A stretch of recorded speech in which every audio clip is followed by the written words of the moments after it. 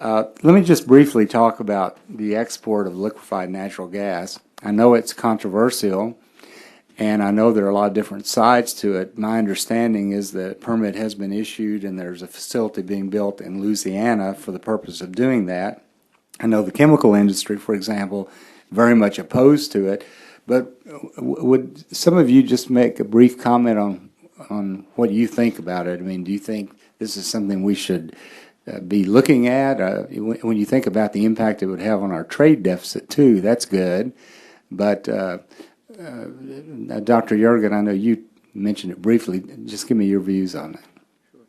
Well, I think that some of us can remember a few years ago when we were going to have all these importing facilities for LNG, and you'd look at a map and you see 30 or 40 of them, and it turned out it's sort of zero right now. So I think there's a kind of boom discussion about all these facilities, and our conclusion is that the number that will be built is perhaps, you could count them on one hand, because a lot of the discussion has left out, as I said, the competitive factor, that there are a lot of other people. Canada might have 3 to 5 just in British Columbia, and they cost a lot, and a lot of new projects. There's new gas off East Africa. There's new gas off Israel. All of that's going to be coming into the marketplace. So that will kind of put a balance upon it. And I think, as many of us feel on this panel, that the issue is that we're demand constrained. We have a lot of gas, and so it would not have a dramatic impact on gas costs, and it would unfold over a decade or more. When I was chairman of the full committee, we passed a bill called the Energy Policy Act of 2005, and we put in language that gave the Federal Energy Regulatory Commission ultimate say on siting LNG facilities for import. We thought we were going to be importing liquefied natural gas. That authority is now being used by the FERC to license facilities to export, in some cases the same facility. They're just turning it around. Do you see LNG for export radically changing the price structure for natural gas, which right now is a little under $3 a thousand cubic feet?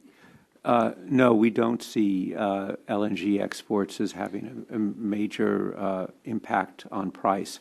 I mean, what we see is a continuing growth of supply, and there's actually a need for additional market, whether it's LNG, whether it's vehicles, whether it's electric power, and we don't think that these projects will have much impact. So you don't see any national security issues if we were to license LNG facilities? I think we see a gain to national security from the United States being an energy exporter, and the influence that will come from that's a net positive for our national security. I happen to agree with that. And I know currently there are a lot of wells comprised of just gas, or just dry gas, that are not being produced due to the low price of natural gas. This is one of the reasons I support the export of LNG, so that there is an additional incentive to produce these gas wells. Has EIA looked at what these export opportunities might mean for our future natural gas production levels? We have done that. If coming back to the point about what's the major driver behind why we have natural gas holding even this year and next year, it's mainly because we're assuming natural gas prices are going to recover up towards $4 by the end of next year. That begins to allow coal to compete more effectively for electric utility generation markets, and holds natural gas back. So one of the interesting factors here that comes into play is that if, because of continuing strong supplies, natural gas prices remain low, that would actually lead to more demand in the electric utility sector. As far as LNG is concerned, and in response to the question that Chairman Whitfield asked at the beginning of the hearing, Mr. Green, the U.S. is already exporting natural gas. We export by pipeline to Mexico and Canada. Of course, we get more gas from Canada.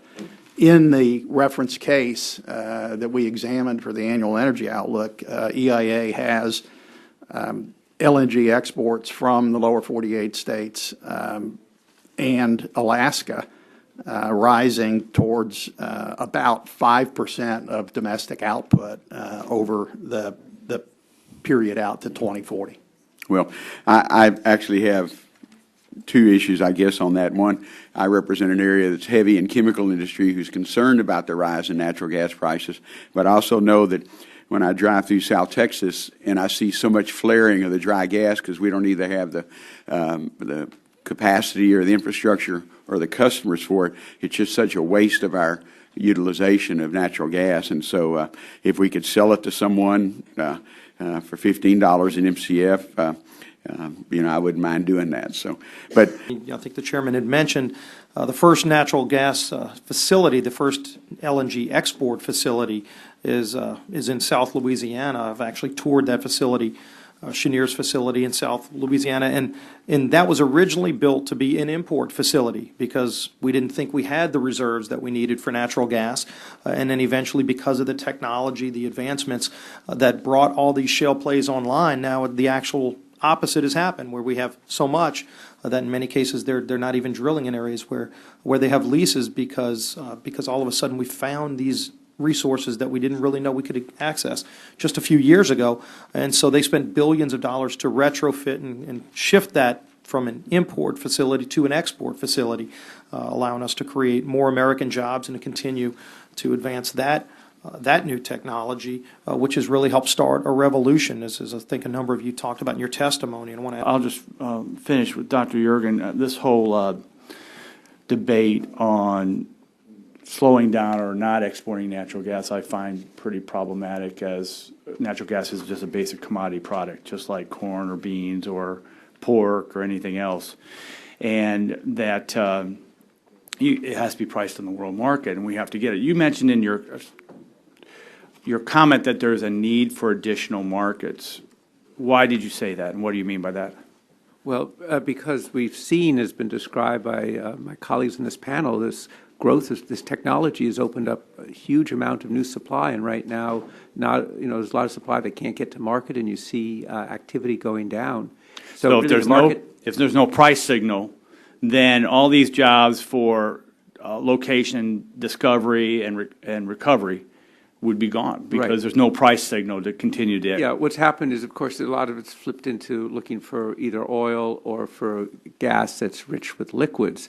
But nevertheless, I think it's the general view is that at this low level, that this is not a sustaining price to maintain the growth in supply that we need for our electric power, that we need for our industry, and that we might need for transportation and to meet global markets. Great, thank you very much. Thank you, Mr. Chairman.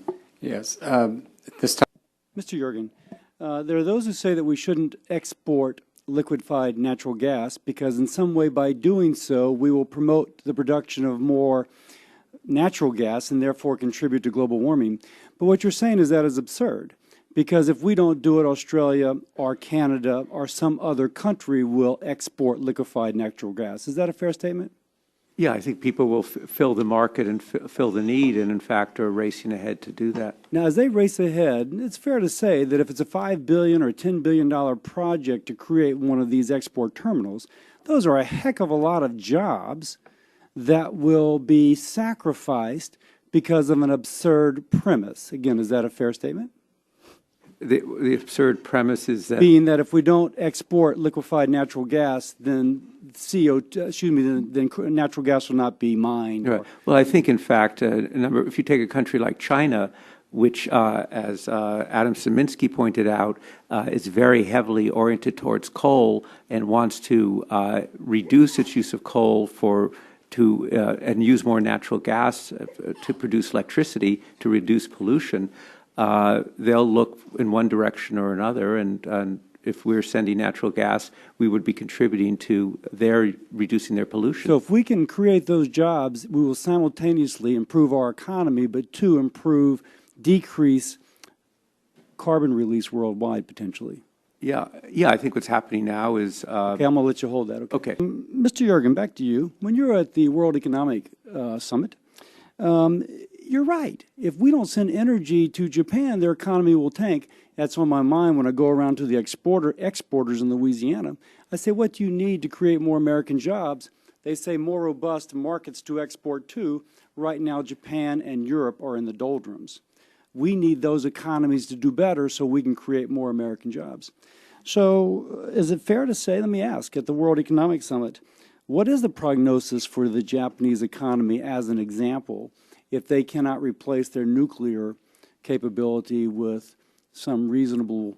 Well, they've turned, with the new government in Japan is going to reconsider, and I think in July is going to come out with its policy about whether it's going to keep some of the plants operating or not. With that said, the Japanese are kind of in a panic about energy supplies right now, very focused on LNG as their kind of major increment.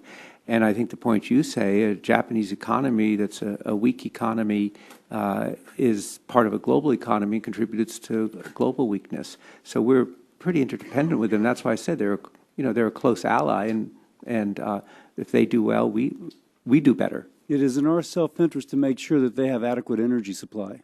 That's right, and it's in our political interest and it's in our economic interest. Okay, sounds great.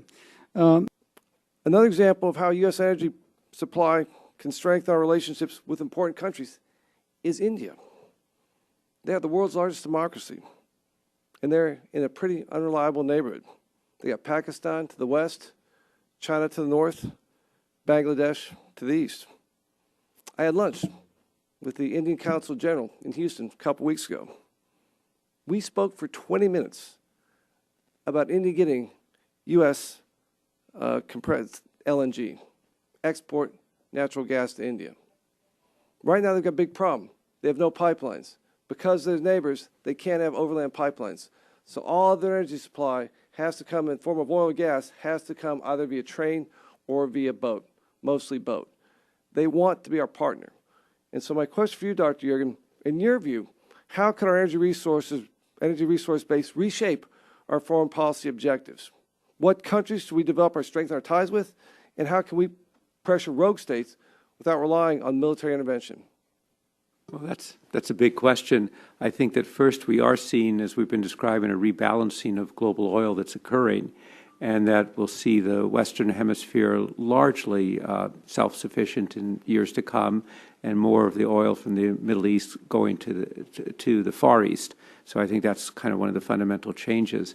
I think what you referred to with India, I found when I was in Asia recently, in Singapore and other countries, also that interest in seeing the U.S. as at least a player as an energy exporter, if not a massive one, because for them it's diversification, and they'd like to actually be more reliant and diversified to depend upon the United States. I think as these technologies develop and we see it develop elsewhere, I mean, a key country actually is what Mexico does in terms of opening itself up to these new technologies is something that I think is like right on the foreground. In terms of new relationships, Brazil is on course to be a global energy powerhouse, and I think the U.S.-Brazilian relationship is one that grows in significance for us. So those would be some of the changes. How about Eastern Europe, who buys their natural gas largely from Russia? Well, Poland is very interested in, it's interesting, you have different mixes in Europe on policy. Poland certainly wants to develop its shale gas to reduce its dependence on Russian gas. And Ukraine, of course, there's constant friction between Russia and Ukraine over the price of natural gas. And Ukraine, I think just last week or the week before, started signing some large agreements to develop shale gas in Ukraine. And for them, it's not only economic, but it's also a geopolitical development. I get emails back home every week from people along the Silk Road, where Turkey starts and runs sort of heads east towards all into India, all those countries right there, the former Soviet states up there on the Caspian Sea, they want our natural gas. So again, I think it's a great opportunity for our country to actually have an influence with these people, make some friends, create American jobs, and again... Well, and I think they want to be integrated in the global markets as a way to sustain their nationhood. Yes, sir. Well, it looks like I'm out of time. I yield back the balance of my time. But unfortunately, what I see in Colorado, what I see out of this administration are attempts to actually make it more difficult to develop that traditional resource. In fact, I was reading a letter from one of the EPA regions, I believe it was Region 3 of the EPA, concerning an LNG export facility, that they were asking how many new wells would have to be drilled across the country as a result of that one single LNG facility. And I think when we start asking those kinds of questions. What happens to this LNG facility to wells being drilled in Colorado? That seems to me to be a very adverse tone for energy production in this nation. And I see my time's expired, and I'll yield back. This time, today, with respect to LNG exports, we have a delineation about DOE's authority, whether we're going to transport this to a free trade agreement country or a non-free trade agreement country. I guess this is for anyone on the panel. Is there any reason for that demarcation to continue to exist? I think it's an artifact. Yeah, that's my sense as well. I mean, Japan, as the example I gave, is not a free trade country, and yet it's an incredibly important country to us. It seems to me, too, that there's a history. I've read a little bit of the history of how it came to be, and it seems something that we as a policy matter could get rid of. We could direct those two places for shipment to be treated identically. I have a view of what DOE's authority ought to be. I don't think the national interest. I think the national interest finding is, by definition, it's free trade. It creates wealth in America. I think it's by definition, but I'm sure others would have a slightly different view.